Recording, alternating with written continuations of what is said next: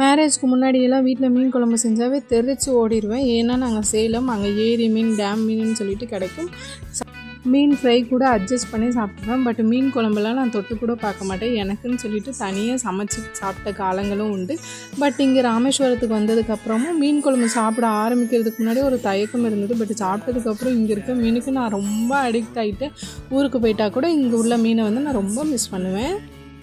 இங்கே ராமேஸ்வரத்தில் மாமியார் 4 நாள் மீன் குழம்பு வைப்பாங்க. அவங்க ரொம்ப சிம்பிளான மெத்தடில் தான் மீன் குழம்பு வைப்பாங்க. பட் ரொம்ப டேஸ்ட்டாக இருக்கும். எனக்கும் எங்கள் மாமியார் அந்த ஸ்டைலில் தான் கற்றுக் கொடுத்தாங்க. கல்யாணத்துக்கு முன்னாடி எனக்கு கண்டிப்பாக மீன் குழம்பு வைக்கவே தெரியாது. பட் இப்போ ரொம்ப ஈஸியாக வச்சுருவேன். இன்றைக்கி மீன் வாங்குகிற ஐடியா எனக்கு சுத்தமாக கிடையவே கிடையாது. பட் நம்ம வீட்டு குட்டி செஃப்புக்காக தான் இன்றைக்கி மீன் வாங்கினேன்.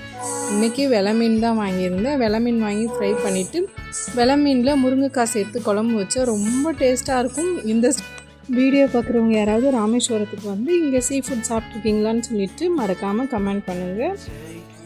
இன்றைக்கி ராமேஸ்வரத்து ஸ்டைலில் சிம்பிளாக முருங்கைக்காய் சேர்த்து வெலை மீன் குழம்பு வச்சுட்டு அப்படியே வெலை மீன் ஃப்ரை வச்சுட்டு ஒயிட் ரைஸ் வச்சு லஞ்சு சூப்பராக சாப்பிட போகிறோம். வீடியோ பிடிச்சிருந்தா லைக் பண்ணுங்கள், மறக்காமல் சப்ஸ்கிரைப் பண்ணுங்கள். டாட்டா பாய்.